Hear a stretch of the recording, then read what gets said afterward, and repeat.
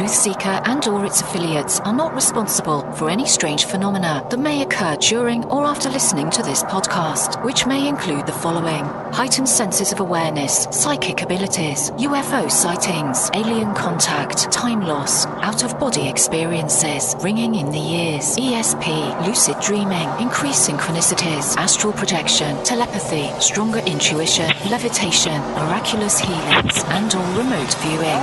Please be advised to listen at your own discretion.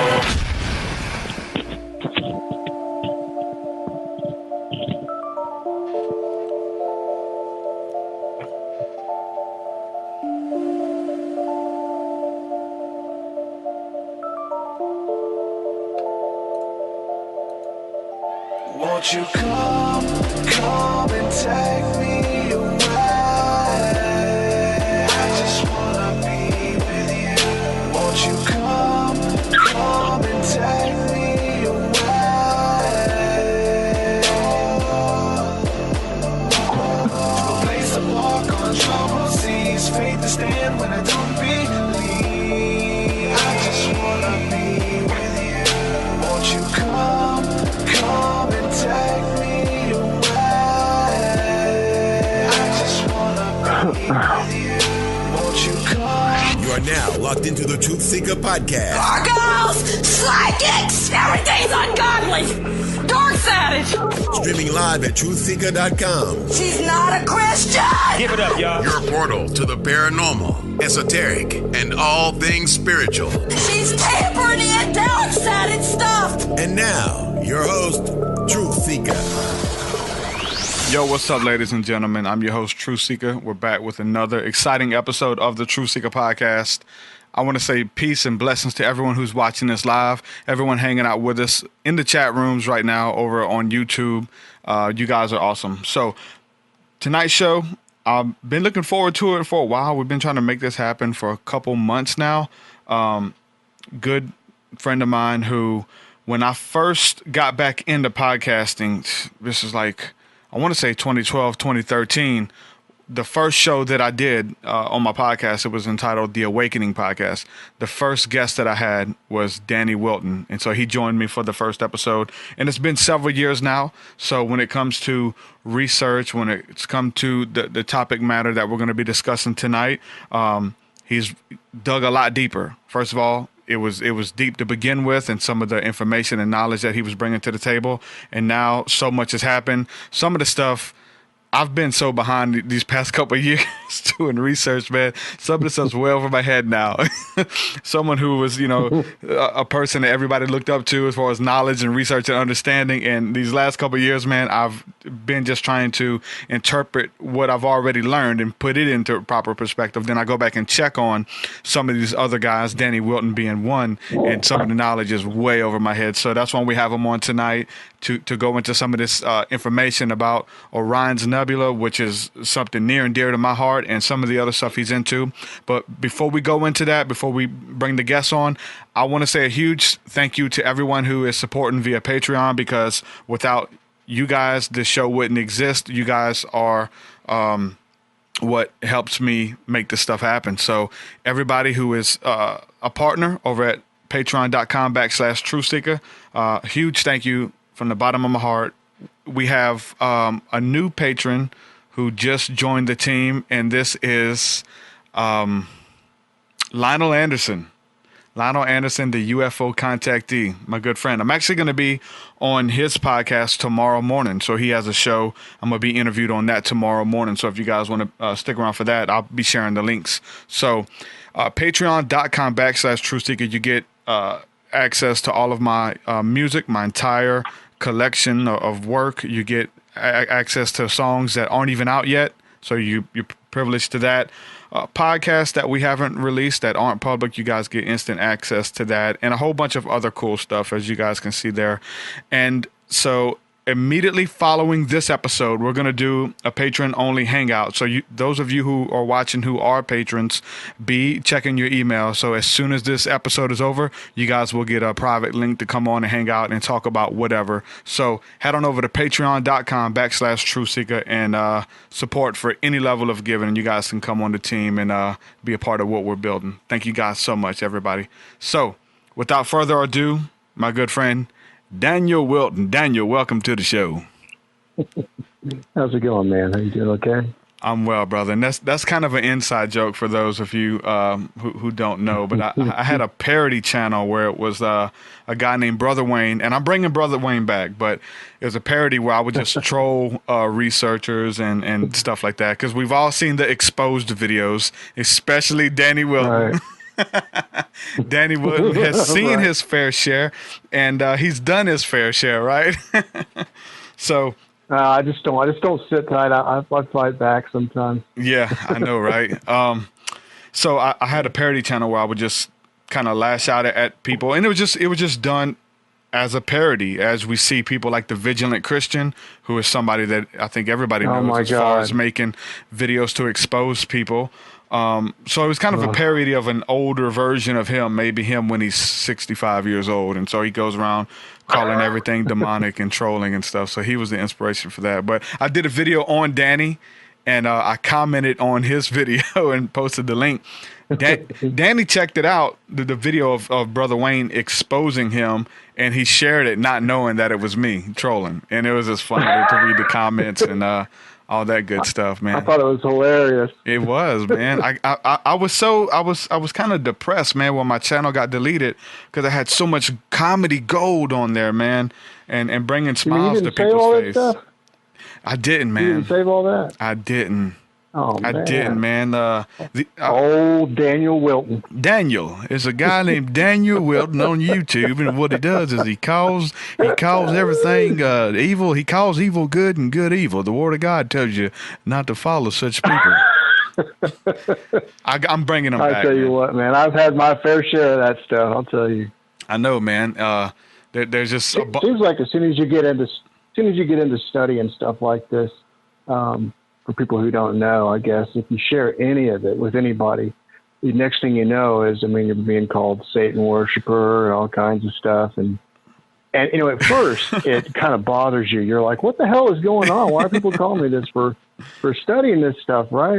Come on. Mm-hmm. And I guess, I don't know where they learned to do that, but I guess somebody told them along down the road that you're not supposed to be looking at, stuff like that. Keep your head in the Bible and all that stuff. And, it's good to read everything, but then once you stop getting angry at them, then it just becomes funny and comical, and you kind of feel sorry for them at the same time. Yeah. Yeah. Actually, speaking of the Vigilant Christian, man, I'm saying I personally like to talk to everybody, like from all walks of life or whatever. So I was supposed to have him on for an interview. I had a deal with him. I was going to trade out some work for him because I do graphic art. I made a deal with him. I'd do some graphic art for him, and he'd come on for an interview. And he said, okay. I made him some graphic art, and he was supposed to come on. And I didn't want to be exposing nobody, nothing like that. I just wanted to talk to him about why he's doing what he's doing, how he got there, what's working for him, those type of things, right? And so he was going to do it. Mm-hmm. And then I had an interview with a guy named Brandon Barthrop, who's a friend of mine, they did a Vice documentary on him about the Christians who were getting high off of God. And it was a huge Vice documentary. Had him on my show. And then the Vigilant Christian says he wants to come on my show and expose this guy and say why he's not of God and it's demonic and stuff. Oh, God. Have you seen the titles of his videos, man? Yeah. Every title of his video says, someone's exposed, Satanic Illuminati. Exactly. Every single one of them, Satanic Illuminati. Mm-hmm. Oh, my God. It's like, you know what I'm saying, the clickbait stuff. And I remember years ago, man, when I was online, man, I would say, if I would have to guess, I'd say 2009 maybe, to where like there was only a few people doing those exposed videos, right? And they were big on YouTube, and you know what I'm saying, they were known for it. And now, the whole comedic thing behind it for me with the whole Brother Wayne thing is that everybody's doing it, and everybody is an expert. So they can, they watch one video on somebody, then, you know what I'm saying, now they're an expert, and now they can go out and expose people and do all that kind of stuff. It's kind of funny. It's kind of comical, but yet, like you said, it's sad too,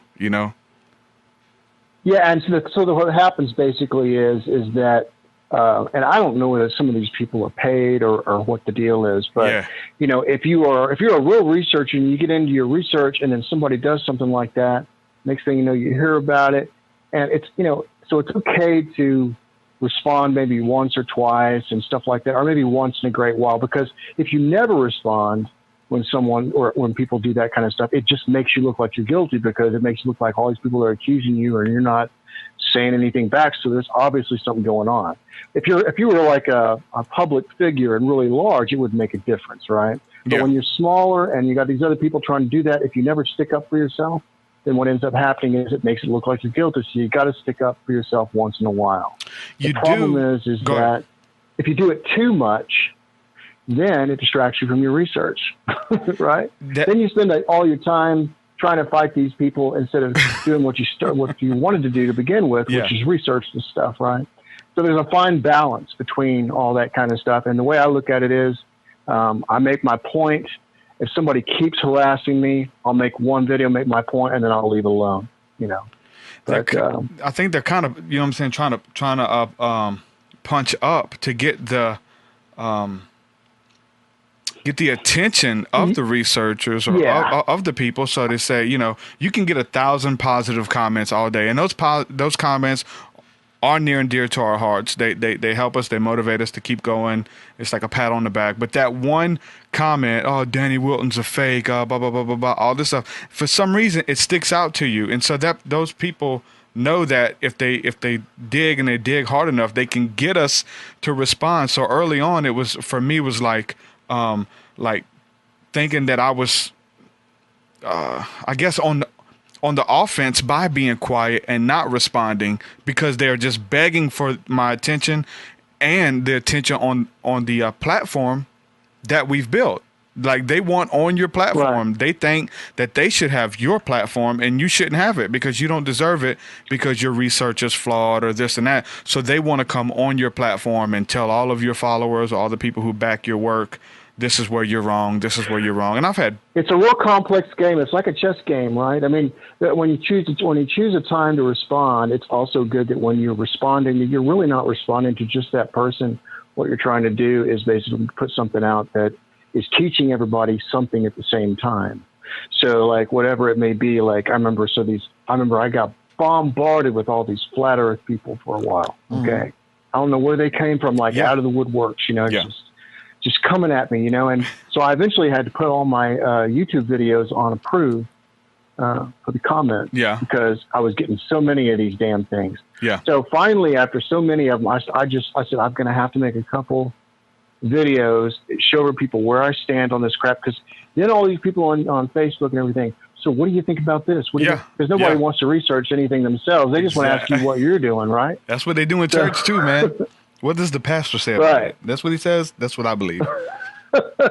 Exactly, right. Nobody has an opinion of them, from themselves or whatever.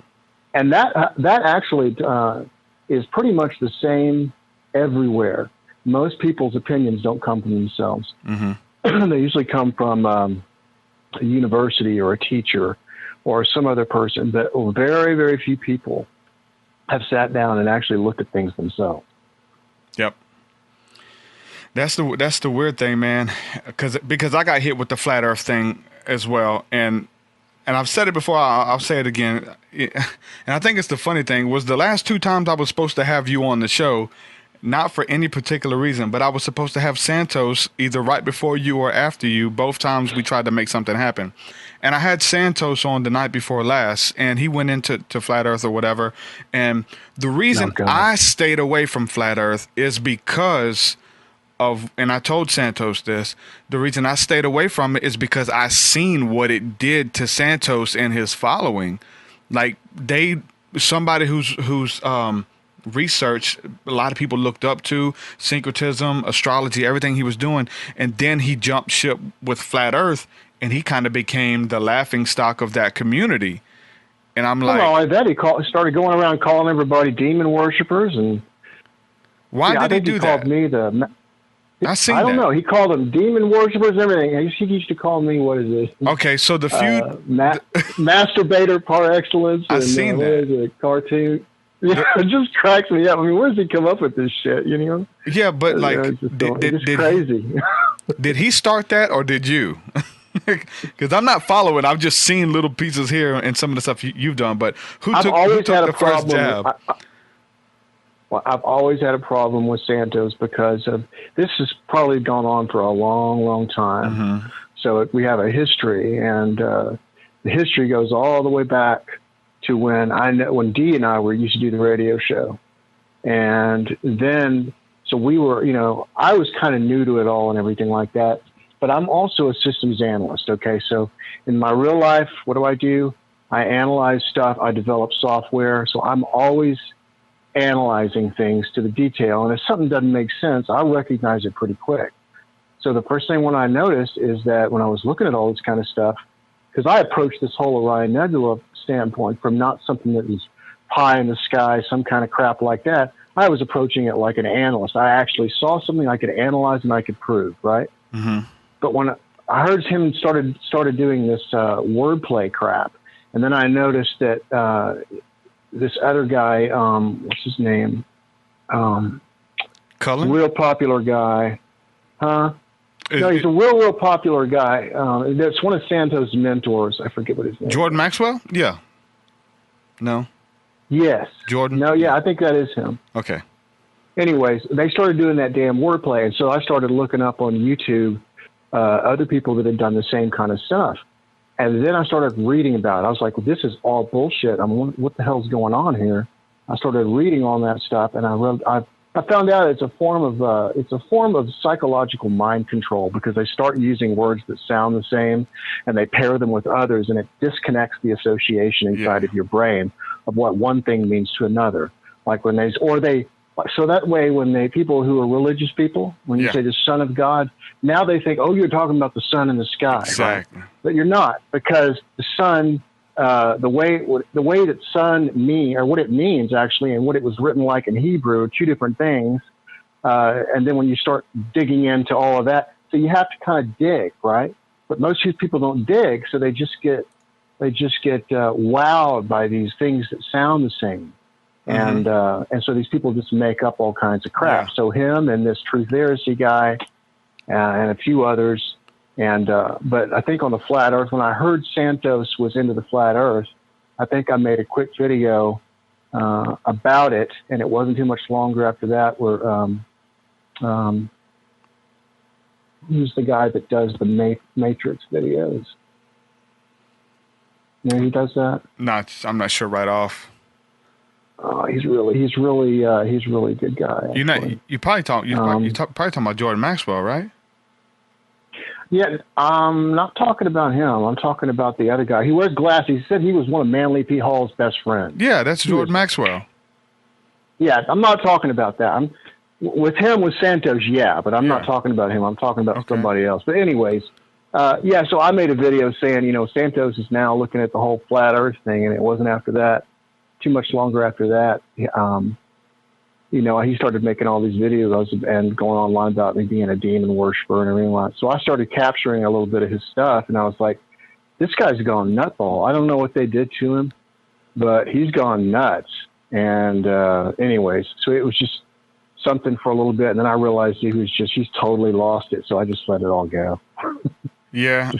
Got back into my research again. So from their perspective, so do you think this is an art that they have studied and they pursued as a stance or like a art form to like? What are you talking about? This wordplay? Like the wordplay. Do you?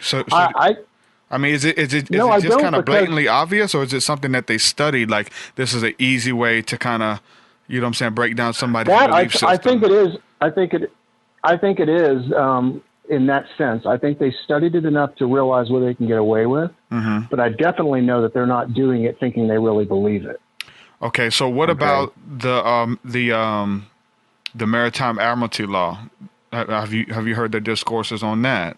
I don't pay attention. You don't pay attention. With the you know what I'm saying, the birth canal, and whenever you're born, you come through the canal, and that's where a shipment is come, and you have. Oh, that's a bunch of bullshit, man. That's a bunch of, just like when Jordan Maxwell said, just like when he said, when you're born, the reason they take your footprints is because they want to own your soul. Yeah. I mean, give me a break, dude. Mm-hmm. this is what they do. It's a bunch of bullcrap, right? I mean, so. Anyways, the weird thing is with all the researchers, man, is that they have like the, you know what I'm saying, the little bit of stuff that you like and the stuff that you can agree with and the stuff that they can win you over on, and then they come with all the other crazy stuff. Like Jordan Maxwell has a lot of good stuff. The dude's been at it for a long time, but then he sneaks in. I caught a baby T-Rex in my backyard. Like he talks about when he was a kid. Because he's a nutball, man. He's a nut. Look, so everybody that I respect is dead. Mm-hmm. I say everybody. Manly P. Hall, Helena Blavatsky, Manly P. all Hall, these people, they're all dead. Right? Yeah. Blavatsky. He tries to get in with their names and stuff, though. You know, they try to get in and say, "Oh yeah, well, you know, Manly P. Hall left me all of his work before he died." As if Manly P. Hall knew. Oh, I know. I'm like, come on. I want to see it. Like if he has. Let me see it. You know? That's what I mean, and a lot of those guys that were that big like that, they ended up just kind of falling by the wayside because they really didn't have anything to offer except for this little magical spell they put on everybody for just a little minute. Mm-hmm. That's it. So I learned that the best thing, my best teacher are old books. So I like to read a lot of old books, and I look at, right now at least, I look at a lot of geometry and a lot of the older, you know, the pyramids and stuff like that. And that is a teacher actually in itself. The whole complex is a teacher if you know what you're looking for. But you kind of have to find that one first thing on your own, and then you go, oh my God, somebody did this on purpose. And then you start digging a little bit more, and you go, oh my God, and you go, oh my, and so next thing you know, it turns into this whole.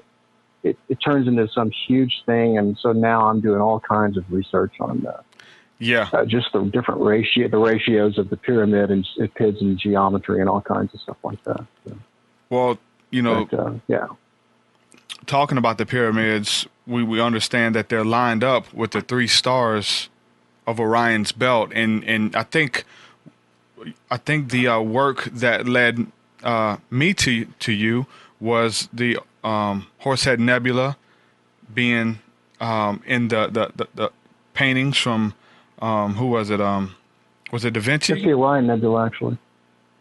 Okay. Actually, it's the Orion Nebula. That's the painting that you find with Michelangelo. And in most of the other paintings, but those 3 pyramids being lined up to Orion is definitely one possibility. I think that there's other possibilities as well. As I've been studying this, the Orion Nebula doesn't lose its importance just because there's other possibilities. But I think that these things had multiple things that were happening at once. In other words, when they built these things to show you something, it wasn't to show you one thing. It was to show you many different things. For example, right? So you take a look at Khafre, which is the middle pyramid, right? And the middle pyramid has a side length that's very specific. And when you look at all this geometry, including Stonehenge and stuff like that, the side length of Khafre is in feet, the exact same number that you find when you take a look at the square root of 2. Now, I know that doesn't mean anything to you, right? But square root of 2 has a very specific number, and it has very unique qualities. And it's specifically related to a square. Okay. So, it's one of the only things that the only number that I know of that you can divide by 2.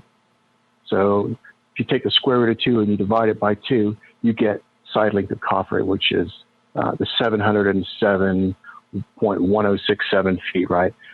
Take that and you divide that by 1,000. What you're really doing is you're turning the pyramids into ratio numbers rather than large numbers, right? So the Great Pyramid becomes 0.756 and Khafre becomes 0.7071067. So when you look at them like that, now you're looking at them as ratios, which is what I think they're trying to show you.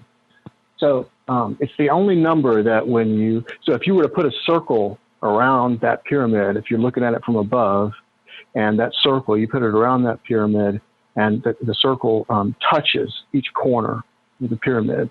So that's actually the square root of 2 of Khafre, right? So if Khafre is 707.1067 feet, then that circle that surrounds it is 1,000 feet in diameter. And it's a very specific number that they're trying to show you. So a lot of this has to do with squaring the circle. It has to do with showing you, because the whole complex itself, when you look at it from above, which is also very interesting because a long time ago, you couldn't see this stuff from above, right? Mm-hmm. But from above is where you capture all this information. So I don't know what all that's about, right? Because that's when you start to see all the different relationships between these various things, is when you're looking at it from a satellite view. Yeah. Which I think is extremely interesting, right? That means that they designed it for somebody to look at it from above. And so the geometry of this stuff is so precise, not just on one pyramid, but all across the whole complex, from the corner of one pyramid all the way across the complex, 3,024 feet to the other side, which is like a mile and a half, the other side, right? Oh, no, it's just like a mile or half a mile, what it is. But to the other side, and the geometry is in like within a 2-foot range of accuracy, what they're trying to show, which I think is absolutely amazing. It's like if you were to put an architectural drawing on a piece of paper and look at it from above, they're so exact with that shit, all the way down to, 3,000 feet away, you're in a margin of error of like 2 feet. It's pretty amazing stuff. And so you realize that you're trying to teach you stuff, right? As well as Stonehenge and that kind of stuff. So it's really interesting. But right now I'm crunching numbers, and a lot of people aren't really too interested in that. And I've been on your timeline. It's just, like I said, totally blowing me away, man. So I've had to go back to basically school on my own when it comes to math and relearn a lot of this stuff, trigonometry and all this kind of stuff. I've been doing it but now I have a reason, and in school they just teach you this stuff, and you're like, what the hell is this? I couldn't stand math in school. But now it's not about liking math or not liking it.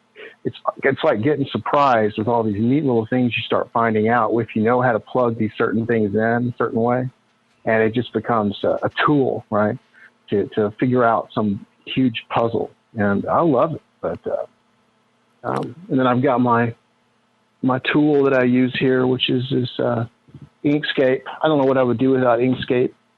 It's free, and anybody can download it, but you can start putting in geometry and calculating things out, and you can look at exactly what you're trying to see visually, which is something I could never do when I was in school. I couldn't, they teach you something. They want you to memorize all these numbers and formulas. That did nothing for me. But if I can see it visually, I can see the geometry. That changes everything.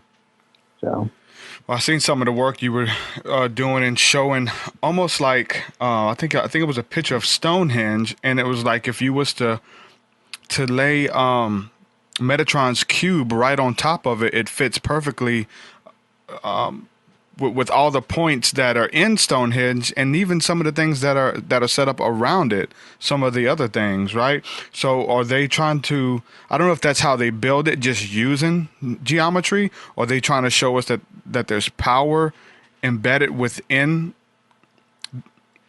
the symbols and stuff? And because I know, but that power is not some special kind of, you don't think power is the knowledge of what's contained within inside those numbers.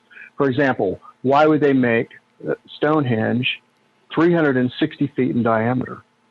360, we see that in circles, right? We know the circle has 360 degrees, but why make it? You could have any circle the size, diameter be 360 degrees. Why choose one that's 360 feet in diameter as well?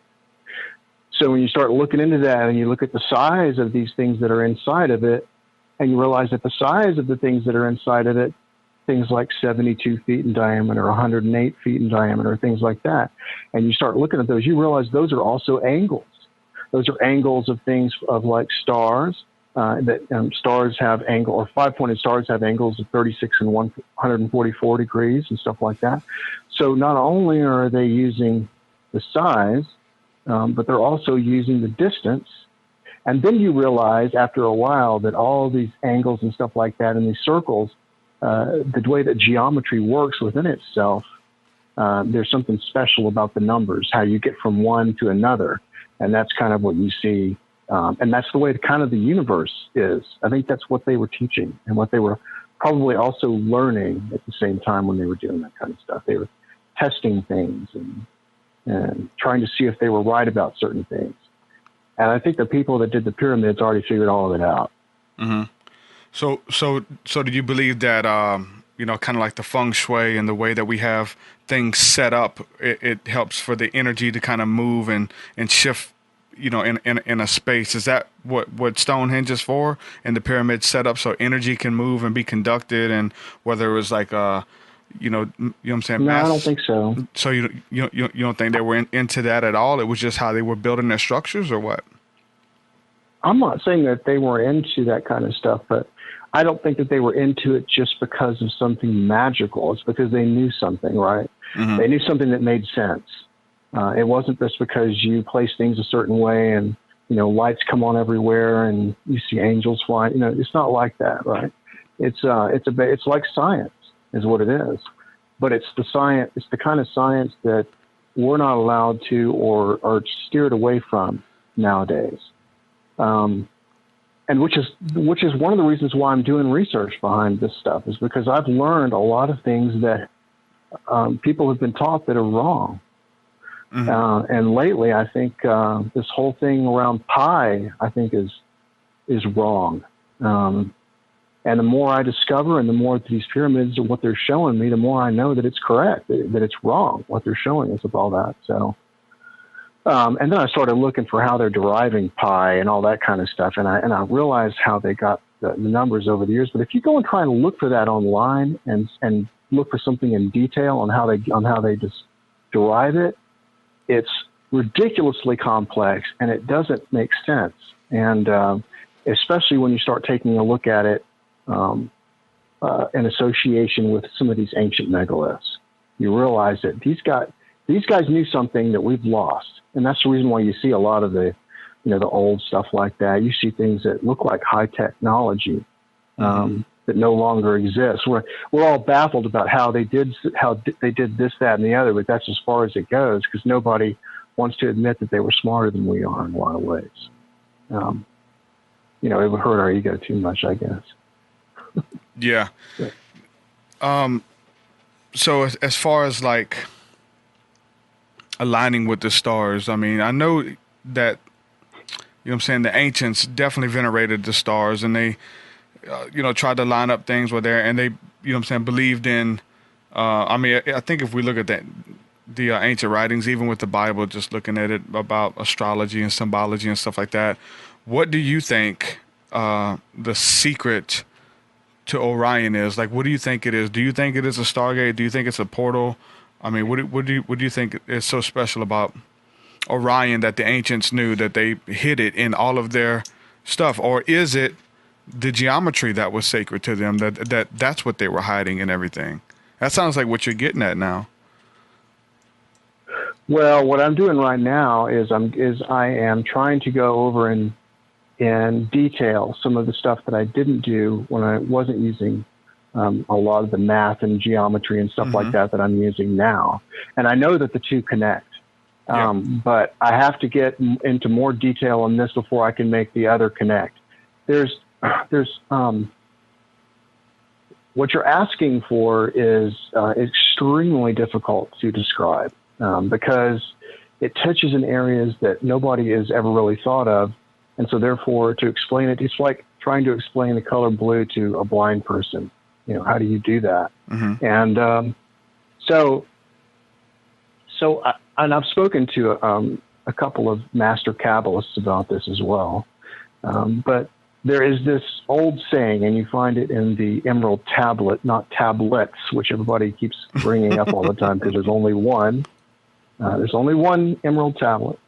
And so it describes things like, if you take a look at the as above, so below thing, and people don't really understand what that means. You hear them quoted all the time, but they don't really think about it.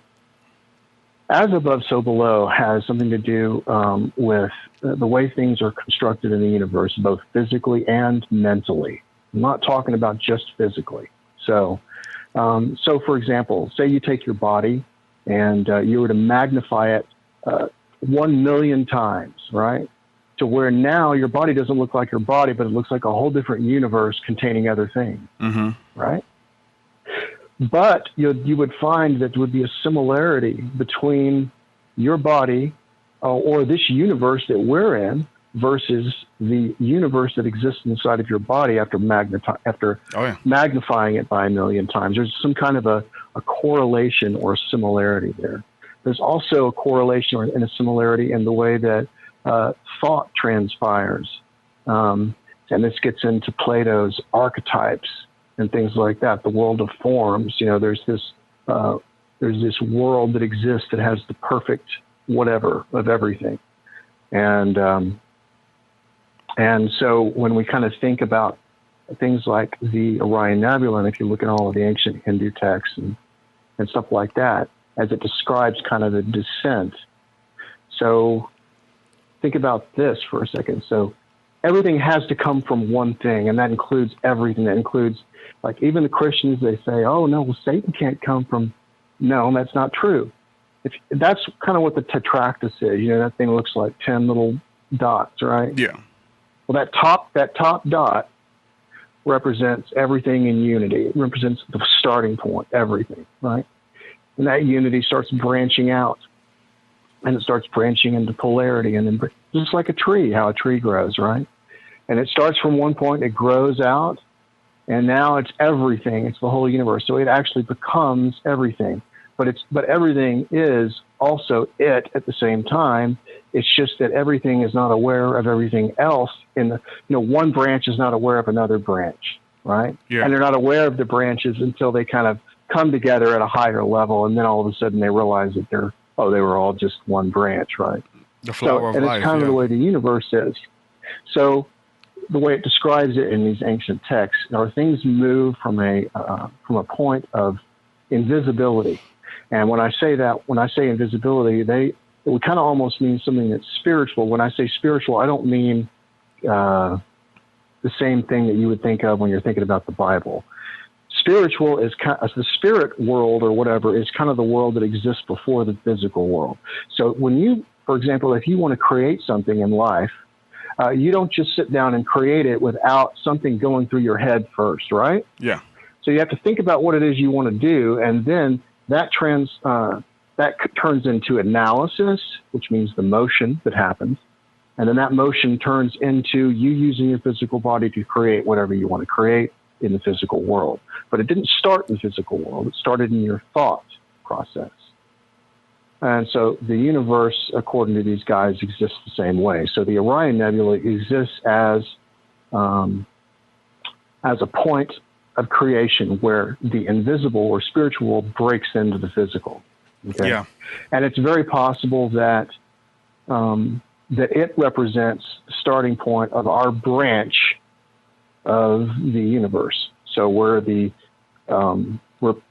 whatever we are at those higher levels as we come through that, and the physical, the Earth, solar systems, everything that came from that. It seems to me that with what I see in older art, and the Kabbalists and I agree on this, and that is sometimes that happens and it comes out in art, but it's unconscious, and they don't realize that it's happening.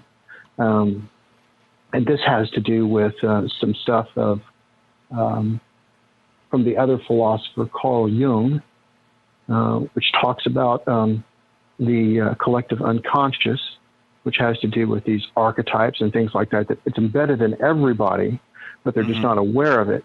But you see it come out in things like art and stuff like that. Yeah. Like Michelangelo obviously was extremely connected.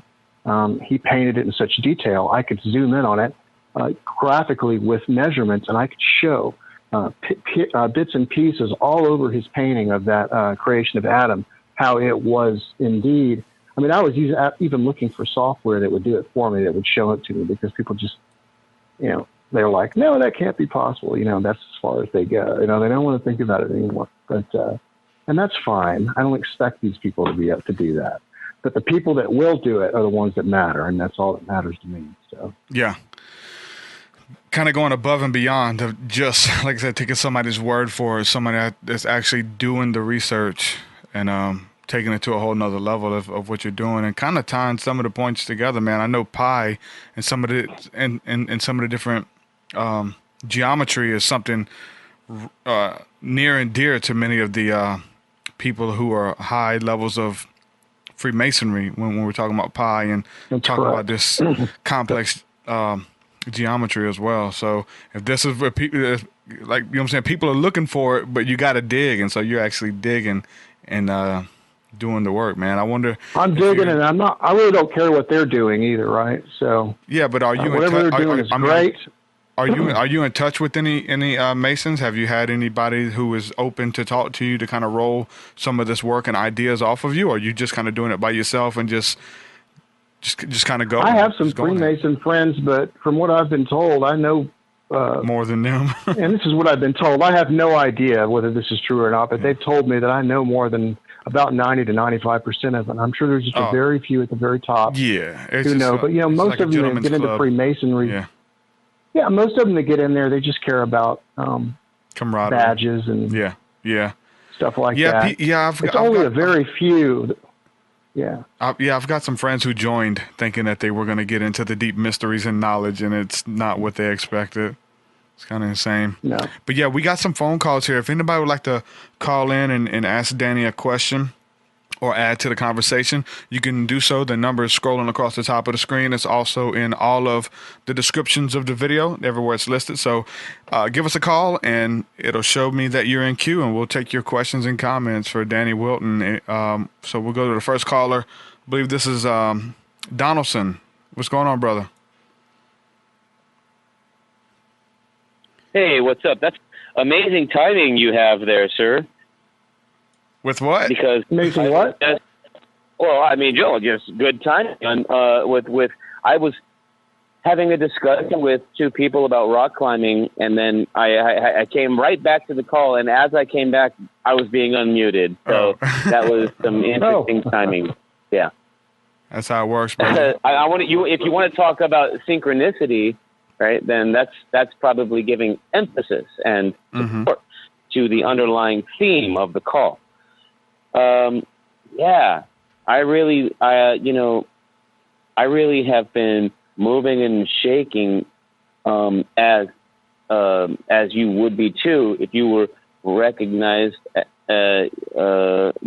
yourself as being on the leading edge of thought. That's how I see myself. And it's a very, very uplifting place to live too. Who wouldn't want to feel good all the time? Oh, yeah. Well, I agree with you. Yeah.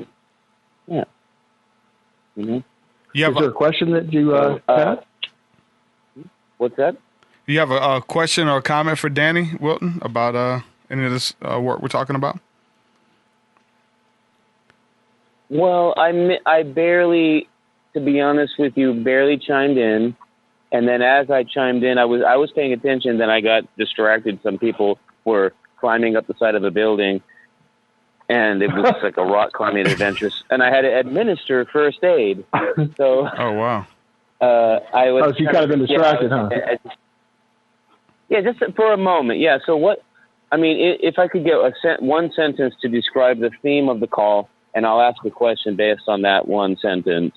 I already know that it's about spiritual awareness in our modern times. Okay, so I mean, what is the guest tonight particularly on about? Well, we've kind of titled the show "The Mystery of the Orion Nebula." So anything concerning spirituality, concerning the alignment, positioning with the pyramids and things like that, especially when it has to do with geometry. That's kind of what we're talking about tonight. I would redefine that a little bit more and say that that there's a show is really about exploring things that might have been lost as far as knowledge that the ancients had a long time ago, and work goes into areas where modern science refuses to go because it kind of borderlines religious beliefs, and religion refuses to go because it challenges whatever views that they have, whether it be it doesn't work with their particular religion, which we say all the time, or they believe it to be satanic, or whatever reason. So you kind of in the middle of both worlds, right? It's more a philosophical world. So I would call it more of a philosophical type discussion. Right. And you know philosophers, we need them. Without philosophy, we're lost. Okay. Here's one. You mentioned religion, and I'll just mention two other words here. Civil religion. Okay.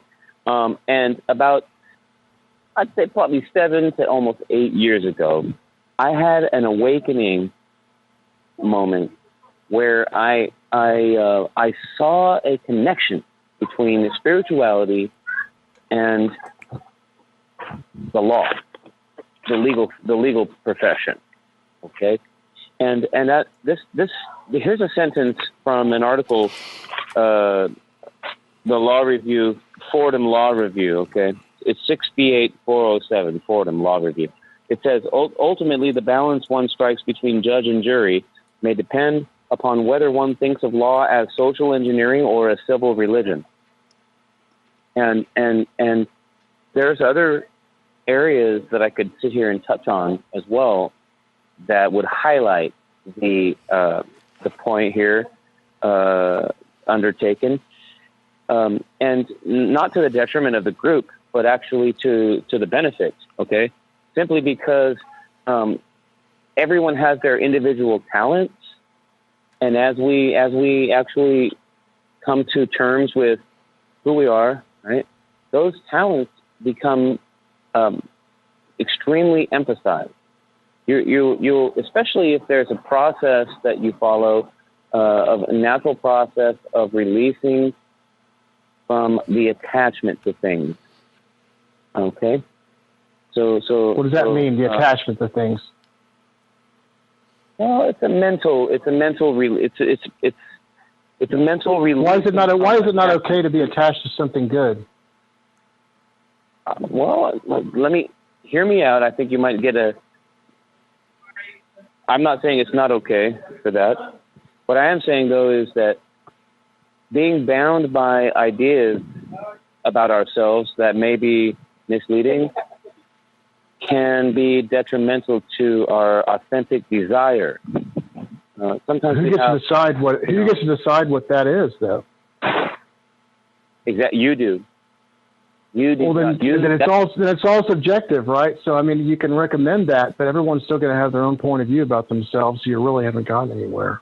All you really done is just tell people that be careful what you think about, but everyone's going to think about what they're going to think about. Have you ever said the word authentic desire before? When did you last hear those words or say the word authentic desire? What is that? I say things. What does that mean to me? Mm-hmm. I think that could mean a lot of different things depending on the thing I'm talking about. An authentic desire for what? Authentic. I said authentic desire. Uh-huh. What is your authentic desire? Is it really to... I'll tell you what. You tell me what yours is so I know where you're coming from, and then I'll tell you what mine is. Well, hold on. Let's get back to the chat room here. Your call is The Awakening with Truth Seeker, right? Yes. Is that your call? Yes. Okay. Right. So when I speak of of subject matter along the lines of inner awareness and inner awakening, I think we have consensus that this subject matter is in harmony, and we have, with the core theme of the call. Do we have consensus about that?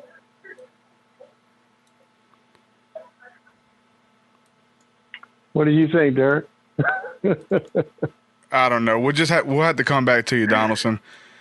I didn't know where he was going, man. I tried to let him share, man. It's all good. Yeah. Nah, he's a good guy, man. I figured you thought I may be trolling you with a guest. Remember, you're talking to an analyst, so I'm not gonna. I'm not going to go down the road of all this. Just kind of getting us off of the of the subject matter. He hadn't been listening, so if you go back and listen to the show, man, check us out, and you can be, ask a question accordingly. I guess he just blindsided. Hey, let me think of a question. Anyway, it's all good. Yeah, it happens, man. He actually called into the Santos episode. He's a big fan of Santos, so I figured why not bring him on? Maybe he'll kind of be a fan of your work if he's never heard of you. But yeah, we're talking to Danny Wilten, who is our guest tonight. Here for a few more minutes. Danny, is there anything that we didn't touch on, that we didn't go into, that you wanted to talk about before we got off of here? Well, I just want to say basically that there's a lot of people out there that are doing research and stuff. There's a lot of people out there that are, that worry about how popular that they are, or they worry about, do I have enough subscribers, or this kind of stuff. That's not the reason you should be doing whatever it is that you're doing. So if you've got all that is the first thought in your head, then you're not going to learn whatever it is you're trying to learn, because the only thing you're caring about is how many subscribers you've got and stuff like that. So it's one of the reasons why, I have a job and stuff like that, so that I can do this and I don't have to worry about what anybody thinks or cares about and stuff like that. So, and I can stay focused. So as far as the research that I'm doing right now, I would suspect that there's a lot of people that my audience is probably going to change a little bit, because I'm digging more into the mathematical stuff and less into the artistic stuff. Yeah. And with that comes a change of audience. People that don't like math are just eyes are going to blur. But, I didn't like math either until I could see it visually. So you're doing a good job of that too. I mean, those are the things that kind of stood out to me, was when you incorporated the pictures that went around. Well, that's what an analyst versus does. Just the numbers, Right. I mean, when I design software, that's what I do. I put it on. I don't just do things with stuff with math and stuff like that that's written. I make diagrams and I show you the way things are going to look, and I do this, that, and that's what I'm kind of trying to take into all of this, because I have to explain it to people in the business world that don't understand software. I have to explain it to business people, and so I'm using the public to kind of take things that are hard to understand and try to interpret it for them in the process. And what actually happens is I end up learning it better because of that. So it's good for me as well. Yep.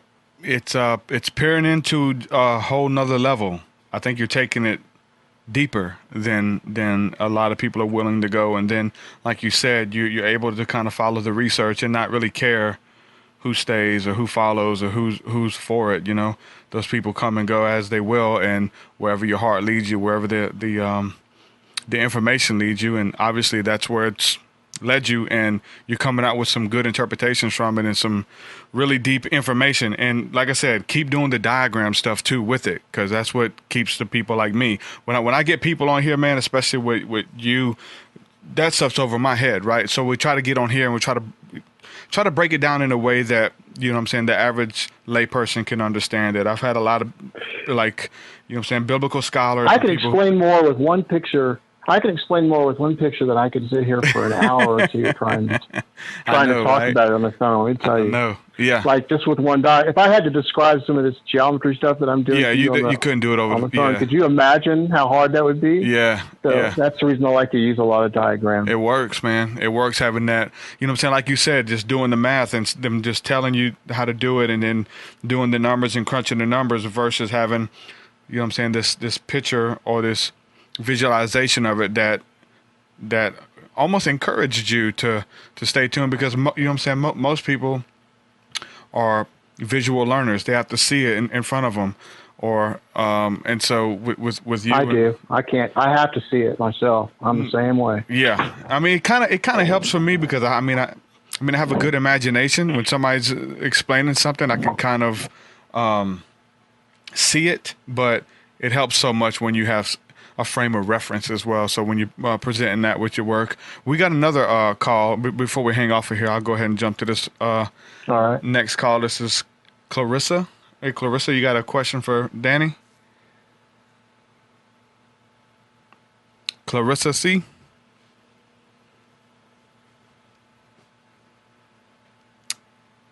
All right. Probably just listening.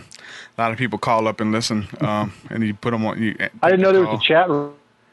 Yeah, there's a couple of them. There's a couple chat rooms. There's one on YouTube that's going live on YouTube, and then the one on TalkShoe. So we're streaming live on both of those.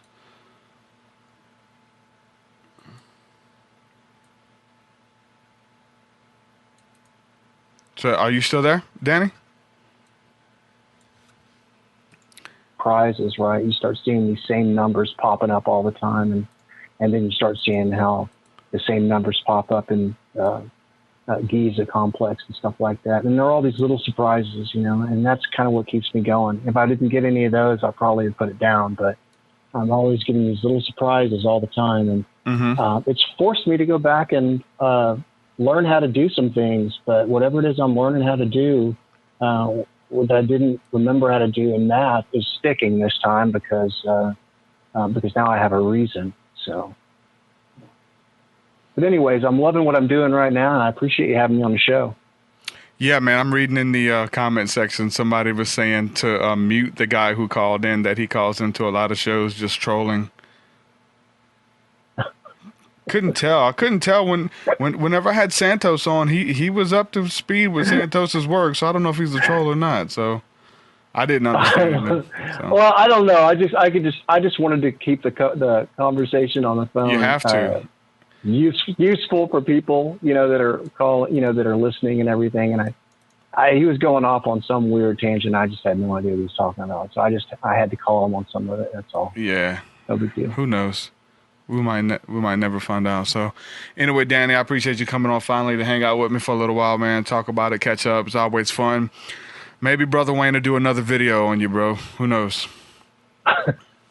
Right. Tell Brother Wayne I said hi, but I am going to show up in the church, but this time I'm stealing the wafers and wine.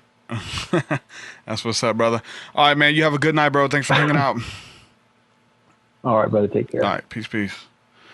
Danny Wilten, ladies and gentlemen. Like I said, the first show that I did back, I think it was 2012, 2013. Danny Wilten was my first guest, and we went into it about Orion Nebula having linked with all of these paintings, the Michelangelo painting, and just like all my research that I've seen. And one of the big ones, Ellen G. White from the Seventh-day Adventists, she had this open vision of seeing these angels traveling back and forth to Orion, from Orion back and forth to Earth. So these angels were traveling back and forth from heaven to Earth through Orion. And then science is putting out some stuff about the Orion Nebula is creating stars, and things are coming out of the Orion Horsehead Nebula, and stuff is forming out of there. And we understand that, like, a lot of religions, a lot of texts talk about Orion being where everything is formed, where the horse, where is the seat of all creation, that everything comes out of this Stargate or something like that, right? Many biblical scholars believe that the New Jerusalem, which will descend from heaven upon the earth in the reign of Christ, will come out of Orion's Nebula as well. And then it leads me to an experience I had where I seen these either entities or starships or something, these huge lights in the sky posing as stars. When I seen them and noticed that they weren't the stars that they were posing as, they lit up really bright and they flew into the Orion Nebula, into pretty much into the belt of Orion. It was awesome. Blew my mind. They were just sitting there posing as stars, and then they lit up and they flew into the Stargate. So a lot of my work, a lot of my research is formed around Orion. And then I think it's awesome. I think it's beautiful to read the scriptures and see that Orion's mentioned throughout the scriptures as well. Orion is mentioned of in the book of Job, which is like the oldest book of the Bible. And it talks about Orion. It talks about the Pleiades, the seven sisters, the seven stars. It talks about the bear. And when we talk about the seven stars, which is the Pleiades or the seven sisters, it says as well, it talks about in Revelation that Jesus is the one who holds the seven stars in his hand. And so all of this stuff starts to make sense, and everything starts to connect when we're talking about astrology and astronomy in the Bible, and how it has a huge significance, and even where God tells